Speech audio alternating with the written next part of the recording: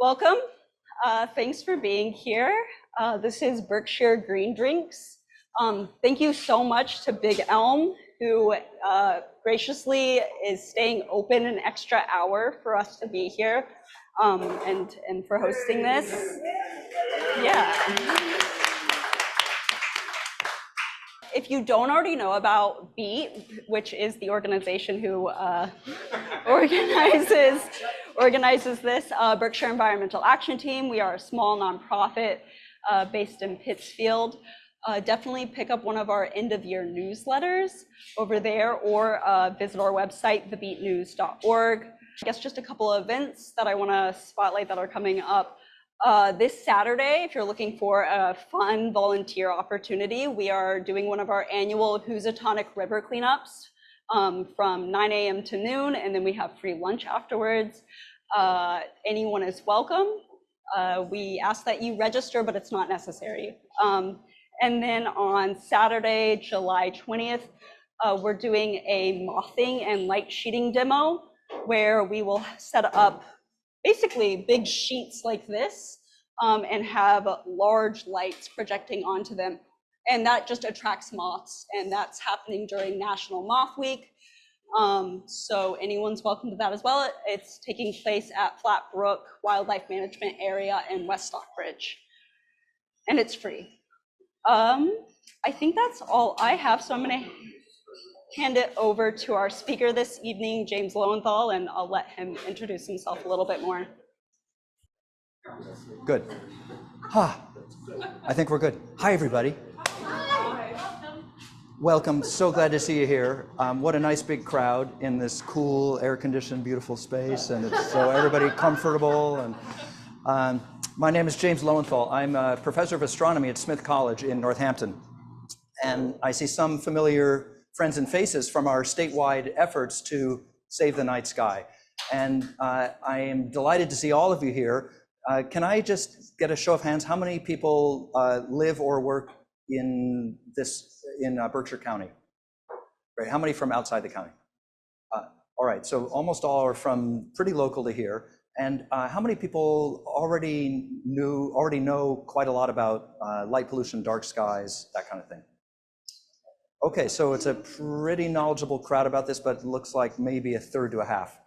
So I hope there'll be something for everybody. Let me invite you now to put not only your name, but also your town in the sign-up sheet, so that when we all leave, we actually can network. This is the kind of issue that really benefits from networking a lot, and I hope to be able to promote that tonight. All right. This is the Milky Way as seen from northern New Hampshire, in moonlight even, when the sky wasn't that dark, and clouds blowing through, illuminated by the moonlight, a little bit of the White Mountains there. And there's the Milky Way, which when I ask my students, 50% of them say they've never seen before, have never seen the Milky Way. That to me, go ahead, no. Yeah. Oh yeah, sorry about that. We can just get, you know what, we can get rid of all the, let's get rid of all these, hide video panel. About that. So not seeing the Milky Way, to me, is like not seeing a tree, or asking if have you ever seen a bird, or have you ever seen a rainbow, but not to see the Milky Way. So I always aim to fix that. And the problem is, this is what the sky looks like from Northampton, where I live. And these are some of the brightest stars in the sky right here. This is, that was Orion. The Milky Way is running right through this picture, but you can't see it. Why can't you see it? Even though you can't see downtown from here, you're not in the middle of town, you're a mile or two outside of town. Why is it? Well, right next door, there's a bright prison. That's one reason. And the lights from that prison are shining right up into the sky. The lights that you see down here are the lights from bigger cities of Springfield and Holyoke and Chicopee, just down the road from us. Does it have to be that way? No. Here's a prison just up the road from here in Springfield, Vermont, where you could drive or bike or walk by there at night and not know that there's a prison there, because the lights have been designed by an experienced lighting designer who understands the importance of protecting the dark sky. Her name is Nancy Clanton. She's based in Boulder, Colorado, and she goes all around the world fixing problems like the ones we're going to talk about with solutions like this. It's totally possible to have all the lighting you need, even for a prison, without ruining the night sky. But instead, that's what we have in Northampton. And guess what? Habitat for Humanity just built 3 houses right in where I was standing, where I took this picture. And that's what they're going to have in their backyard, is those lights. This is what it should look like. This is Chaco Canyon in New Mexico, some of the darkest skies in the country. But guess what? We have dark skies here too, right overhead. If we could just engineer a blackout for just one clear night, and then we'll get the Milky Way back. It just takes turning the lights off. So we have to not do a blackout, but just turn the lights off when we don't need them in the right way. So that's the goal. Bring back the Milky Way and the stars. That's, I'm just putting my cards on the table. I'm an astronomer, right? I care about the sky and the stars, but I care about lots of other stuff too, lots of other ways that light pollution impacts humans and the rest of the world. This is the view of downtown Northampton from where I work, from Smith College. And beautiful stars right overhead, but who could ever see them? If you're down there in that canyon of light, would you ever even think to look up at the stars?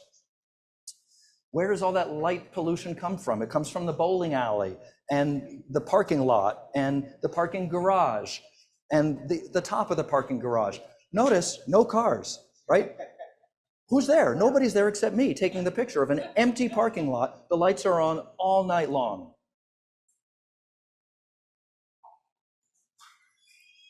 This parking lot and that parking lot and that building and the other building, and they're all over the place. And notice how each of these lights, you can see the light directly. It's not just shining on the ground, it's shining into your eyes. From a church. This is from the rail trail.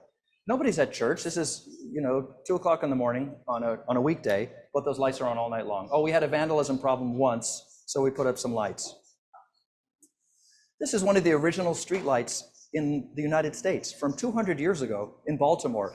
And notice how it's got this nice old-fashioned sort of gas fixture, but it's still familiar to us, isn't it? You can still find this style all around New England, all around America. We're still attached to that style. It looks kind of old-fashioned. Well, that's fine if you put a flame in it, but what if you put 2,000 lumens of a bright LED light in it? Then what you get is what we call a glare bomb. These light fixtures that used to have gas flames in them were never designed to have a super bright LED in them, but that's what we do. So here's downtown Northampton with that old gas fixture type light sitting on top of a post with a super bright LED in it. And this is a street that gets used for nighttime dining in the summer. It's called Summer on Strong. It's great. They close the street off all summer long, and the restaurants do outdoor seating. And this is, inherited from pandemic. It's one of the good things to come out of the pandemic. And but look, what you have to suffer through if you're sitting there. Those lights are ruining the ambiance. This is the opposite of romantic. I mean, look at this poor guy. He's got a headache from, he's shielding his eyes from the glare of those lights. Maybe they just broke up. Yeah. Okay. Well, how bright are the lights? The other problem is that we overlight everything. This is construction in Northampton at the intersection of I-91 and Route 9. And before they installed the lights, I went out one night when the moon was out. There's the moon. Moonlight produces an illumination level, a brightness level of 0.01 in these units, foot candles. Don't worry about it, but that's the brightness of the full moon, 0.01. When the lights got installed, it went up to 500 times brighter than full moonlight. Do we need that much brightness? There are some people who say yes, but there's very little evidence that we need that much. This is typical. All over the country, we're just lighting things much brighter than we need to. It's not just cities and parking lots, it's individuals. This is a house around the corner of mine that has, again, a sort of ye olde brass and glass, old-fashioned looking light fixtures that even have 3 fake candles in each one. But they're LEDs. LEDs are fine, but the particular LEDs in here, they're too bright and they're too blue. So at night, what you see is blinding glare. And I have to walk by here every night, and I have to shield my eyes. Hi, Hi. Oh, thank you very much. It was 41.93. Okay, thanks. Hang on a second. We got to do a tip here. Just got a pizza delivery. Very on well, the thanks. How side about break yourself? here behind the I don't have screen, much. so it'll just be I a don't have moment. much change. That's going to be a really bigger tip than they. So was it on a I think it was cash, right? It was cash. Okay, yeah. I don't know. Was it cash? Yeah, I'm pretty sure. I think if you look right at the bottom, that's Yeah, 40. cash Oh, it's cash due. It is not paid yet at all. It's not paid Oh, sorry. Somebody's got to pay for it. Yeah, somebody's got to pay for it. Hooper. Yeah. Oh, okay, good. All right. Yeah, thank you. Okay. That's right. Okay, so again, the lights, the fixture and the amount of light, it's all wrong, and it's not designed by somebody who knows what they're doing. And it's just there's a sort of cartoon image of what the light should look like. It doesn't match what's actually happening.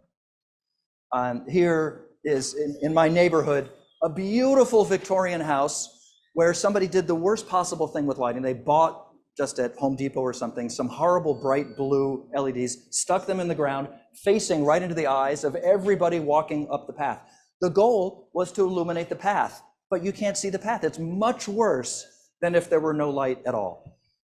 Here is a counter example. This is a great way to do it. This is a neighbor across the street from mine who got these knee-high level lights. They're warm color, they're not too bright, they're not shining in your eyes, they're shining down on the ground. You can see the path perfectly well. Perfect. This is exactly the way to do it.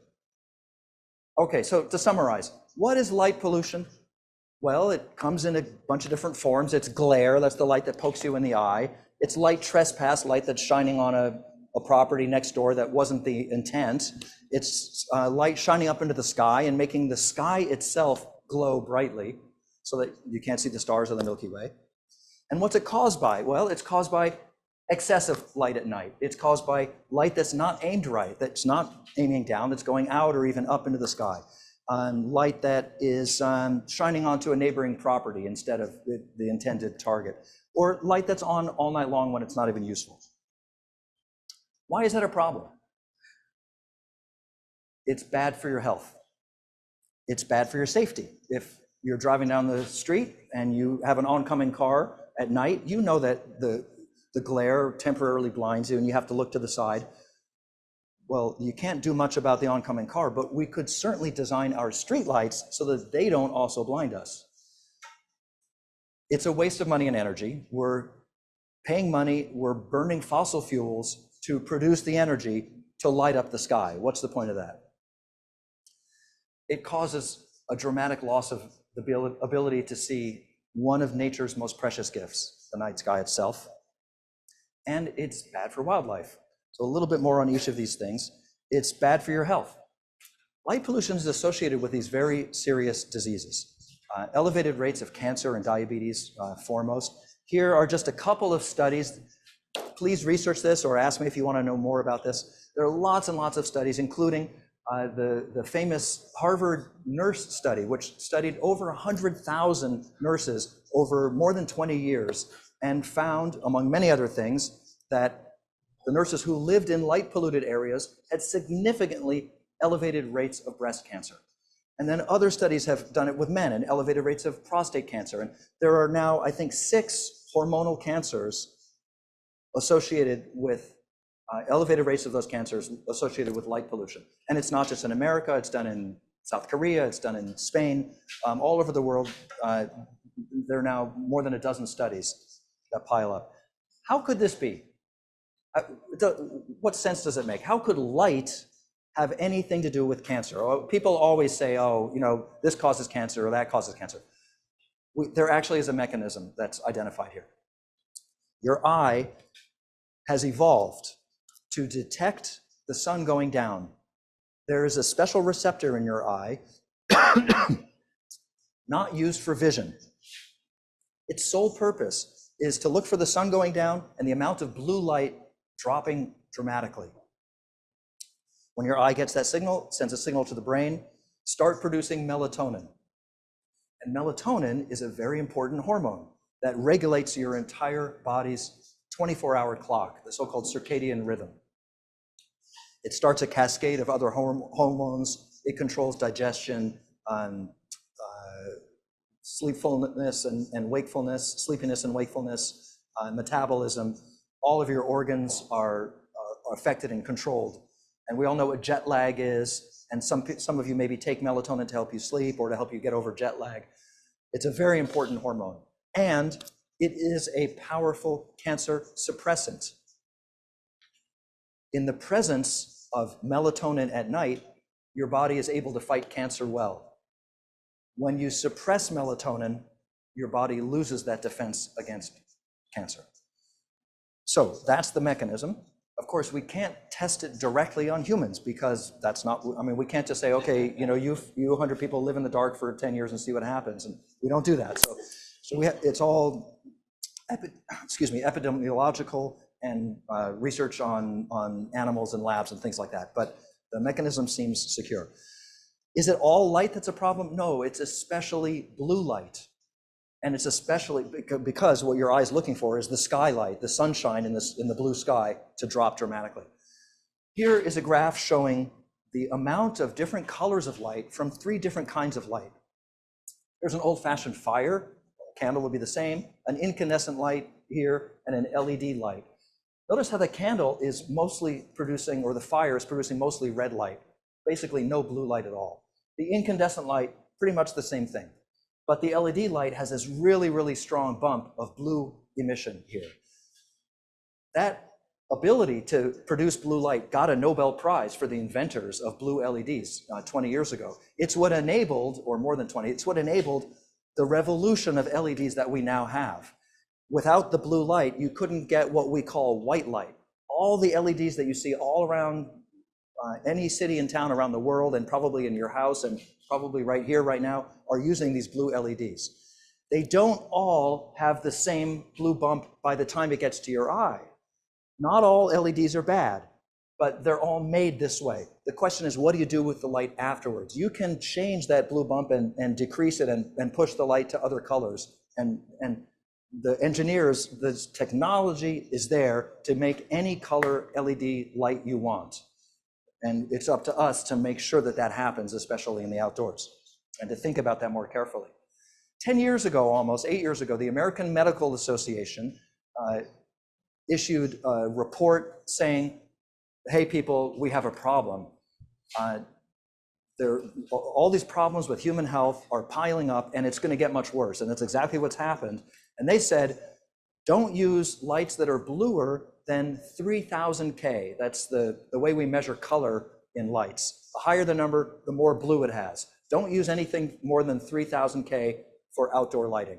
It causes more glare. Blue light bouncing around inside your eye causes more glare. We all know what it's like to see blue headlights. Those are worse than old-fashioned, more orangey headlights. I can go into why that happens. It's because the eyeball gets, especially gets with age, gets cloudier. But also for these very important health effects like cancer and diabetes and mood disorder in teens, it's all linked to the blue light. What was that? And prostate cancer, yes. All right, how about the glare? And why is it so important to control this? This is a graph. There are lots of figures like this on the internet. Here's a light mounted on a pole, so a street light that's shining down, and that's useful light, the yellow light there, but it's also shining out sideways, and it's shining into this person's eyes. That's glare. It's also shining into this building's windows. That's light trespass. Those are 2 bad things. We don't want them, and we should try to minimize them. Here's another figure showing the same thing. A bad light on the left side that's shining up into the sky and into the neighboring building, and here a good light that's shining down only. It's so easy, right? The idea is you want the light in a can facing down. That's the concept. We've known for decades that glare interferes with vision. It never helps. It's never a good thing. It's only a bad thing. And if here we are driving through a parking lot and there's some glare from some light, and if you could only block that glare, you would see there are people there. Not good, right? I mean, it's much better to see them than not see them. It's been known for 40 years that your ability to see down the road is dramatically reduced in the light of an oncoming car, from 700 feet down to 200 feet. Here's the Federal Highway Administration on glare. Disability glare is one of the most important elements to control in a lighting system. It affects your ability to adequately see, particularly for older drivers. Notice they don't say anything here about how we have to have brighter and brighter lights to see better. They say control glare. So even the Federal Highway Administration is saying this, and yet most of our highway industry thinks more light is better, and they don't worry about glare at all. So there's a big disconnect at even the federal level. Here is a graph showing the ability of the human eye to see clearly in the presence of glare as a function of age.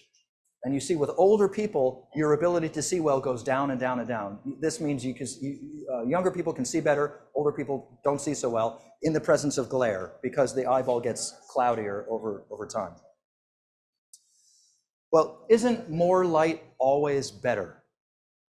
Well, no. Here's my house with a street light, and my car was parked directly under that street light, and it was hit twice for the catalytic converter underneath it. It was a 2007 Prius, and maybe you know about some of this. There was a theft ring where they would come in the middle of the night, jack the car up, cut the converter out, and then let the car back down and go off to the next one.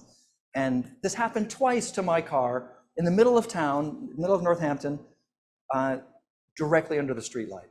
It probably helped them see what they were doing, right? It certainly did not deter them. And I know two other people, just friends of mine, same story. You know, a Prius parked under a street light, hit by the same ring. So we don't need more lighting. We need better lighting. Here is a typical backyard with a typical light shining out into space. And if you could only just hold up your hand and block that glare with your hand, you would see there's an intruder standing there in the fence, in the gateway. And he's there in that other picture too. You just can't see him because the glare is blinding you. And light pollution is a pure waste. It's estimated that a bare minimum of 3 billion, this is probably a very conservative estimate, it's probably more like $50 billion a year are wasted making light that doesn't do anybody good. That's on all night long, that's shining up into space, it's poorly directed, it's excessive, it's a total waste. And light is terrible for wildlife. It's just bad for all wildlife, and blue light is the worst. This screech owl in Northampton is getting ready for a night's work. This is the end of the day, and you know what its important work is, and it's interrupted by light at night. It changes so many elements of every ecosystem. Basically, all living beings have evolved to depend on darkness at night. They've evolved over millions and literally billions of years in a roughly 24-hour cycle. It's been 24-hour day and night for millions of years. And evolution has taken advantage of that and found innumerable niches and mechanisms that depend on that cycle of day and night. This is in my backyard. And it gives me so much joy to know that these foxes and raccoons and deer and owls and mink and I mean there are coyotes. This is just a mile from downtown Northampton, and they're doing what they do at night because they're programmed to. They need the darkness at night.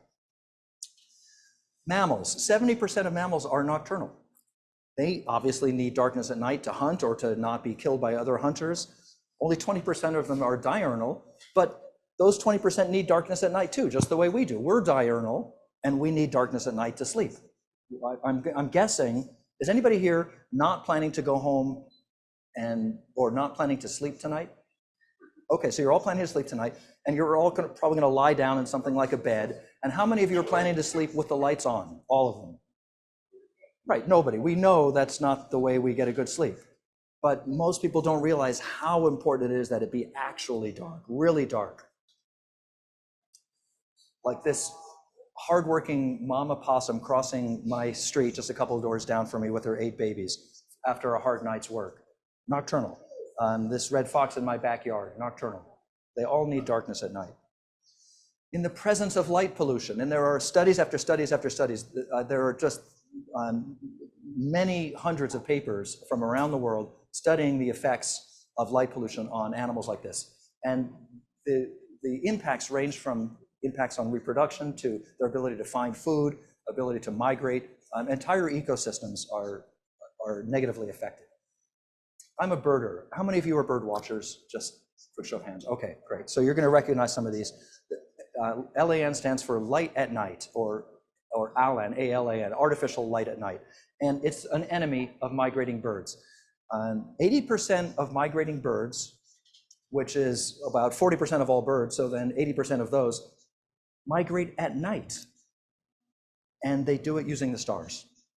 So during migration season, during May and October, these warblers are flying overhead at night. If you're a birder, you probably know what these birds are like because you go look for them, but you look for them during the daytime, don't you?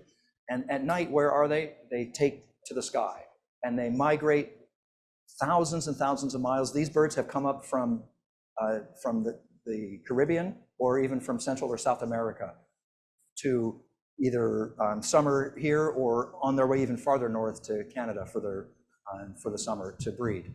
And they do these thousands of miles all at night. So in May and October, when you go outside, you step foot outside at night, just think, overhead, there's an invisible ocean of birds migrating by the hundreds of thousands.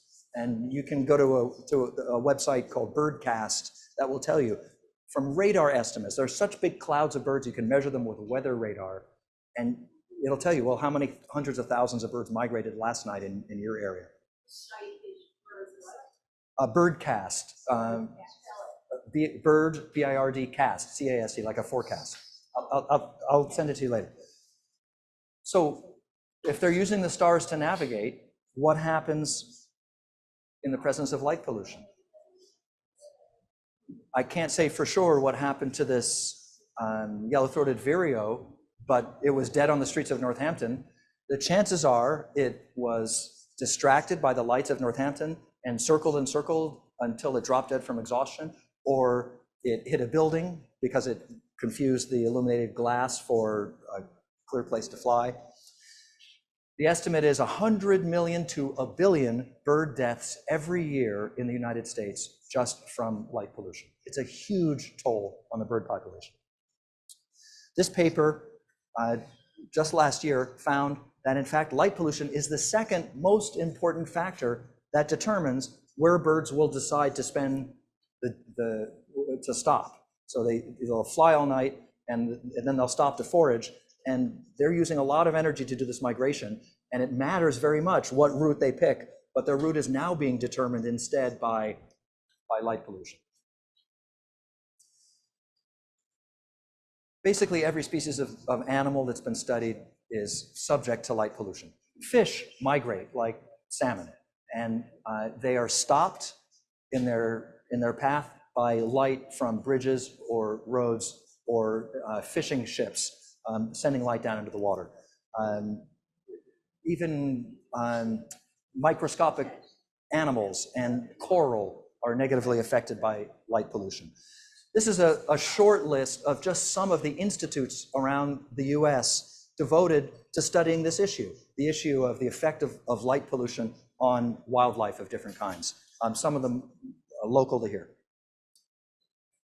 What about insects? This is everybody's favorite insect, fireflies. By the hundreds of thousands, here they are in the Connecticut River on Elwell Island, where it's right near between Northampton and Hadley, and they're looking for mates. And they need to do it in the dark. And in the presence of light pollution, fireflies just go away. There are some species of fireflies that are threatened with extinction just because of light pollution. And our insectologist colleagues tell us it's not just the light that's going up into the sky that's a problem. It's the light that's going down that's useful for us. Even that light is devastating for insects. It's all artificial light at night. Here is a list assembled by Avalon Owens, who was kind of a local hero. She was a graduate student at Tufts University in Boston, and now she's a a postdoc at Harvard studying fireflies and moths and other nocturnal insects, and maybe she would be a good person for your moth walk coming up. So she has studied extensively the effect of light pollution on insects, and this list shows for a bunch of different species a whole array of different negative effects caused by light pollution. This study found that in the presence of light pollution, visits by pollinating insects at night to flowers dropped by over half, 62%. You turn on the lights, you devastate the process of pollination that our food supply depends on. And we spend all this time and energy on pollinator gardens, and we usually think about the daytime insects like this monarch butterfly in Hadley. What we're not thinking about is that most pollination happens at night, nocturnal moths and other insects. And here in Northampton, as probably around here as well, a lot of attention has gone into planting pollinator gardens with over 70% native species, and the flowers that we know that pollinating insects need, and trying to build them into networks all around Western Mass and beyond so that pollinators can do what they need to do. And what we're not thinking is the nighttime. So by day, we attract them with nice, good food and flowers, and then by night, we zap them with deathly light rays from lights like these in the middle of Northampton. This is Pulaski Park in the middle of Northampton, and the city had volunteers plant this beautiful pollinator garden, and then they installed these terrible bright blue lights that are 4,000 K, remember 3,000 should be the limit. They're 10 to 15 times brighter than some parks in New York City, and still the city says, no, we're not going to change them. At the United Nations level, this is recognized as a problem. This is the International Union for Conservation of Nature, which put out a report a couple of years ago, and they have a new one out this year as well, that says light pollution is terrible for all the reasons we've said, and here's what we should do about it. Here's another United Nations document that I worked on called Dark and Quiet Skies, where we have a huge chapter devoted to the effects of light pollution on the living world, and recommendations just like what I'm telling you now. So to summarize the effects on wildlife, think about it this way. We all know what would happen to these frogs and toads if you drained the water out of a wetland. The animals would die, yes? The same thing will happen if we take away the darkness at night. If we ruin darkness at night with light pollution, we've destroyed their habitat. Their habitat is darkness at night, and it critically depends on it. So you can't solve biodiversity without stopping the growth of light pollution. And finally, light pollution robs us of the stars. Here is, again, downtown Northampton, where you can barely see any of the stars. Some of the brightest stars in the sky are here. They're the Pleiades, Taurus, Orion is about to rise, and you can barely see them. The Milky Way, forget it. Whereas here, just 10 miles away, beautiful starry sky. So we could talk much more about, the personal importance for me or you, or why that matters for human heritage, or how so much of our culture is linked to the stars, but let's save that for questions if you want. Let's just talk a little bit more about the effects and what to do about it, and then we'll go to questions. So what is the effect of losing the night sky to light pollution? This graph shows from a range of 1 to 9, where 1 would be a pristine sky, and 9 would be a really light polluted sky like Las Vegas or Times Square in New York, where you can't see even the brightest stars. The Milky Way begins to disappear at around 4 or 5 on this scale. Here's the problem. It's growing really fast.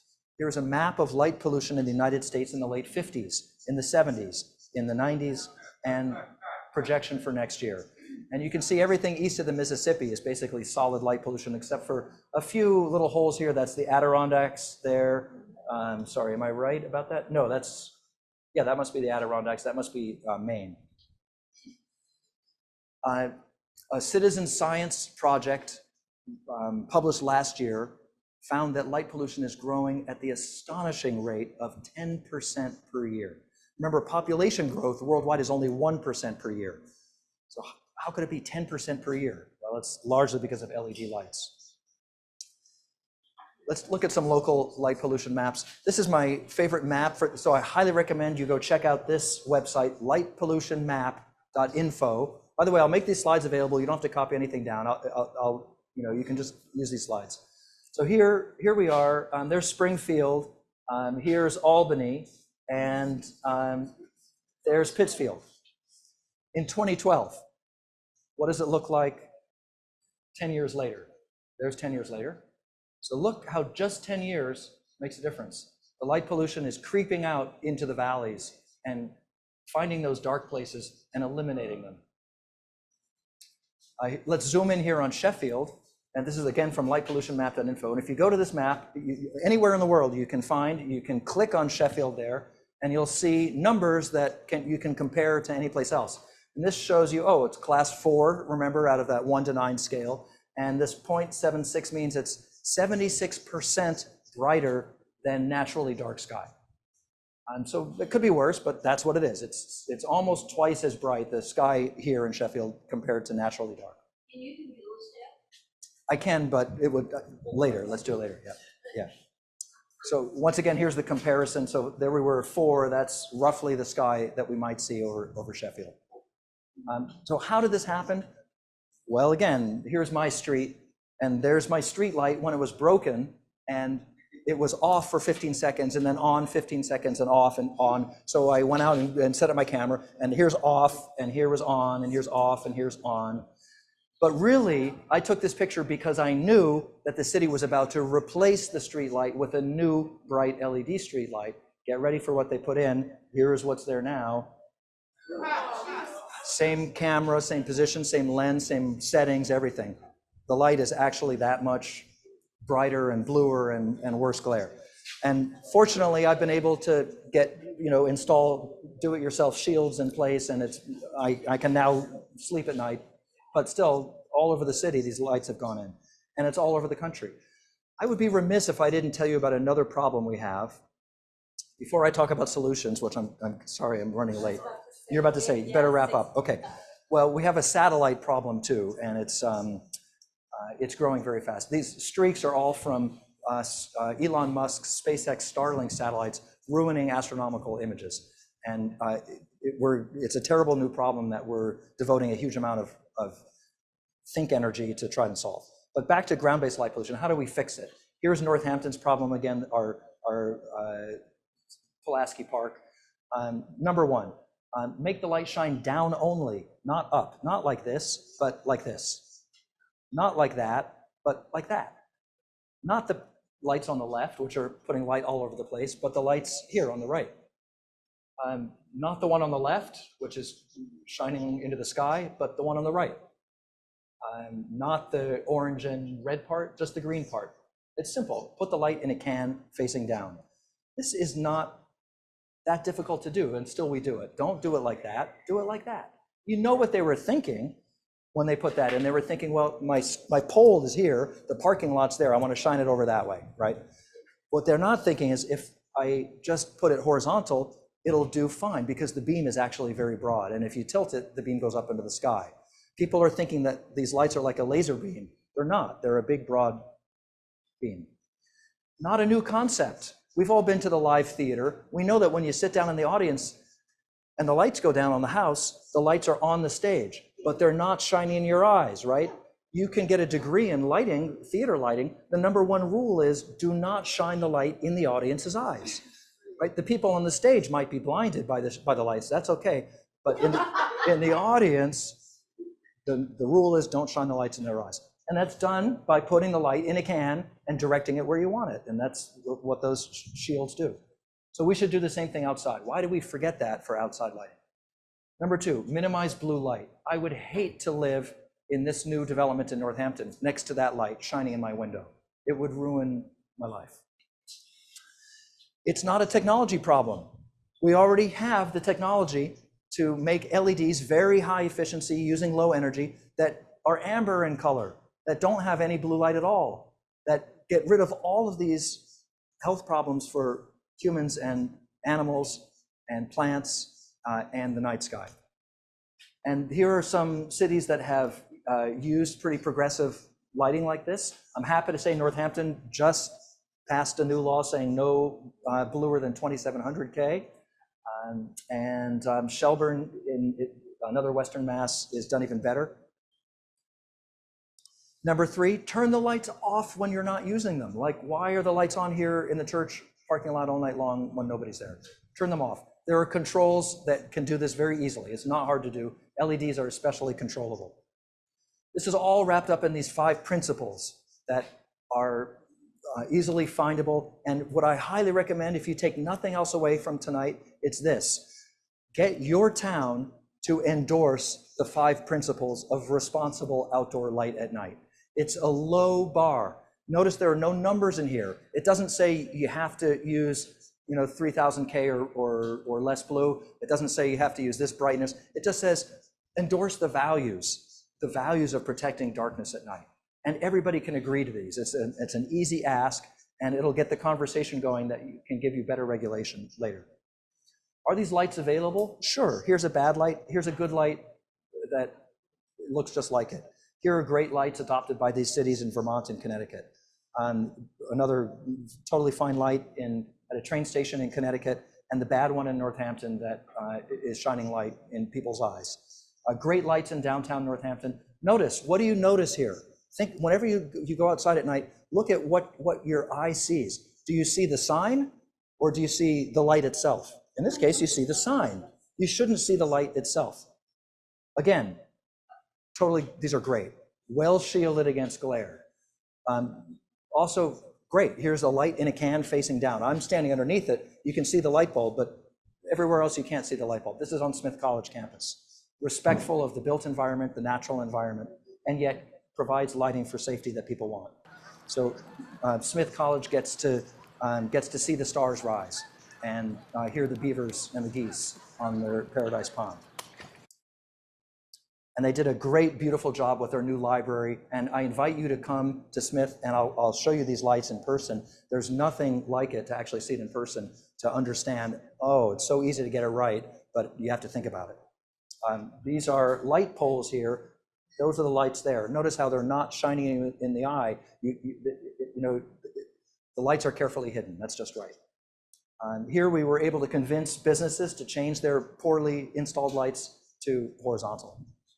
Here we were able to change this business to get this business to change its lights from that to that. Much better, less glare. It's more attractive. It's better quality of life for the neighbors. The same thing with this one. Here's my friend Gary up on a ladder, just changing the angle of the light so it's not shining in everybody's eyes. And now, instead of being blinded by the light, what you see is the sign advertising the store. Good light. Great. Perfect. Totally fine. I have examples of these here if you want to see them later. It's not hard to find. You can go to the store, you can buy online a light that will do everything we're talking about. Your porch light could shine down only, right? You put it in like this, it shines down only, just right. Where can you get these lights? Well, go to darksky.org and it'll help you figure this out. Or go to this observatory website that also has an extensive list of good lights. Or you can just go to Home Depot and ask them, where is your dark sky friendly lighting? Or go to Lowe's. Any of these lights is a perfect porch light. The light is in a can facing down, perfect. We have legislation in Massachusetts pending. Would love your help with this. We're kind of stuck right now. We've hit a roadblock. There's secret opposition from a particular senator who's in charge of Ways and Means, Senator Rodericks in Eastern Mass, and we don't know what the objection is. But we've been at this for 25 years, and we're closer than we've ever gotten before. Would love your help with it.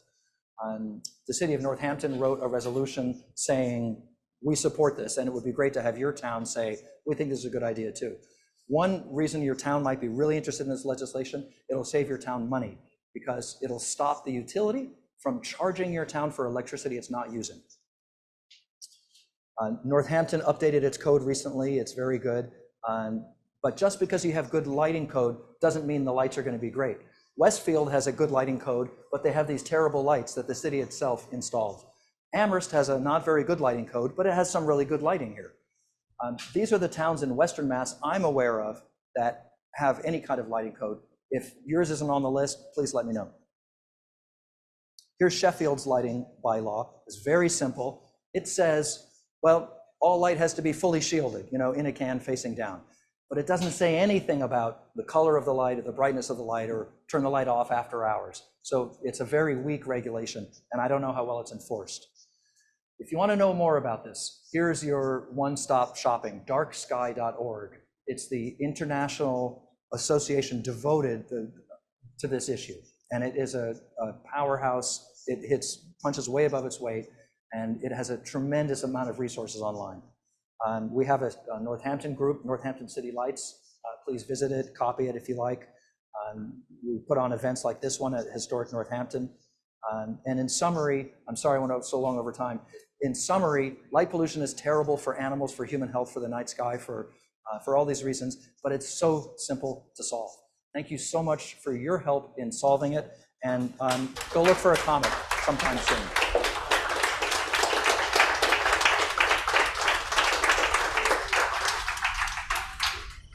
I would be happy to entertain questions today. This bulb, it's made by Philips, but the main thing about it is that it's not shaped like an old-fashioned light bulb that sends out light in all directions. It's got the light only on this one panel. So if you have a porch fixture that screws in like this, then the light will go down only. Yep. And the other important thing about it is, two important things. It's not very bright. It's only 6 watts, 430 lumens. That's the amount of brightness. And when you go to the hardware store to buy a light or online, it has the color right here, 2700K. So nothing bluer than 3000, and ideally nothing bluer than 2700. More of an orange light, but it's still white light. Here, you're welcome to take a look. There's also this website. It's actually a company based in Block Light. Block blue light. Yeah. I don't know about that. They create light bulbs that have no blue light. Some of them have green light. Some of them have no more green light or red light bulbs. They have some that have multiple features. So you flip the light switch and the bulb will change to where you can have a daylight setting where there is blue light, an evening setting. You can just kind of flip through those. Right. I have a few in my house. They're really great. I'm still waiting for them to You go pass that out around and if you want. actually see how long they last. They are a little more expensive, but yeah.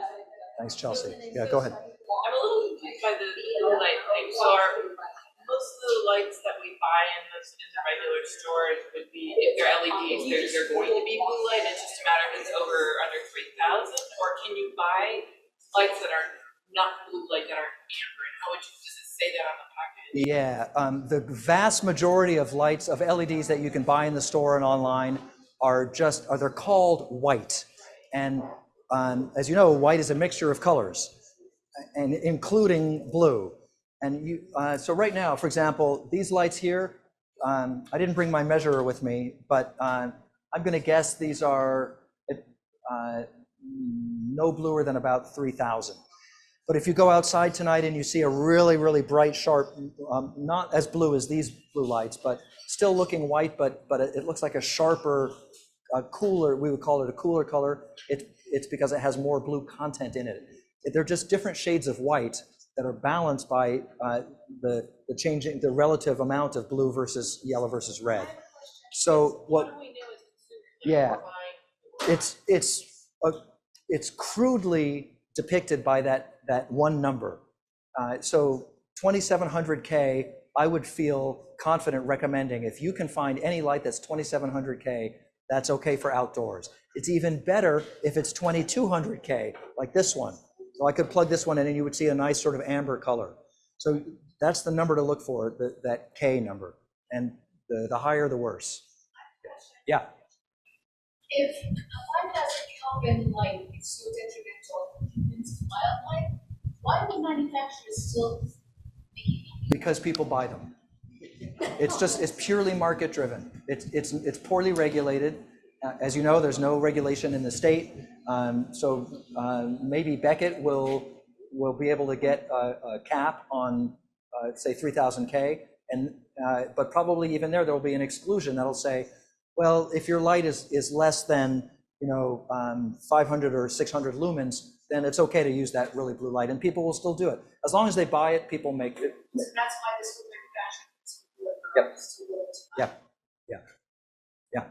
I have a couple of Zoom questions. Oh, The good. first one, is there a good program for a PC to get rid of blue light at night?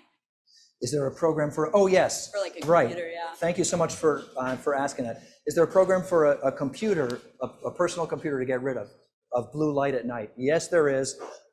The other thing I want you to take home tonight, if nothing else, you must download and install the free software called Flux, F-L-U-X. It's actually F.LUX, Flux. Download it, install it.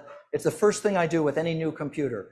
And once it's set up, then it's invisible to you. You don't have to control it. It'll figure out what time of day it is and where your computer is, and it knows when the sun goes down, and it will slowly but dramatically reduce the amount of blue light coming out of your computer screen, which means that when you're working after sunset, you will not be pumping blue light into your eyes. And so on your phone, it's different. On your phone, it depends on the phone, and you use something called night shift, probably. It depends whether it's Apple or Android, et cetera. Yeah, so I've heard that with even the night shift, you're still getting a lot of blue light, and even with like blue light blocking glasses, like you're still getting a little too much blue light to really. Look, we evolved with no artificial light at night, Yeah. and so you probably know that if you go camping and you're not spending a lot of time after dark with bright lights around, you adapt very quickly. Even night owls like me adapt very quickly to the day-night cycle. The sun goes down, you're pretty much done for the day. That's what's good for our health. And any artificial light at night is bad. The more blue, the worse. We don't have lots and lots of detailed data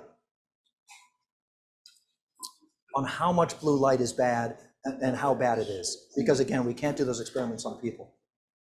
But still, the bottom line is the more blue light, the worse, and the brighter the light, the worse. So dimming the light and reducing the blue is always a good thing. Okay. I have another Zoom question. Oh, go ahead. Are there any state or federal grants or programs to address these issues? Any state or federal grants or programs to address this issue? Very little. The feds promoted LEDs very heavily. The Department of Energy, Federal Department of Energy, said, oh, LEDs are going to save us tons of money and carbon emissions because LEDs are so efficient. And what they didn't realize is that instead of people using less energy, what they were going to do was use just as much energy but produce much more light. And that's exactly what's happened. That's basically the reason that light pollution is so bad. But the feds consider, the DOE considers that it has solved the problem, and so it cut funding to the national labs, funding for more efficient lighting that would have helped actually reduce light pollution. We astronomers are lobbying the DOE to try and put that funding back and trying to convince them that you haven't actually solved the problem, and we're just using as much energy as we did before, and we have to work on that. And controls are probably the way to do that. But there's very little funding, and there's none at the state level. Do you have a question, Dan? Yeah, I guess so. I mean, Thank you, dear heart. if it makes sense to reduce energy use by cutting the lighting, and it saves money, it seems like a pretty easy sell. Like, where's the major sort of pushback?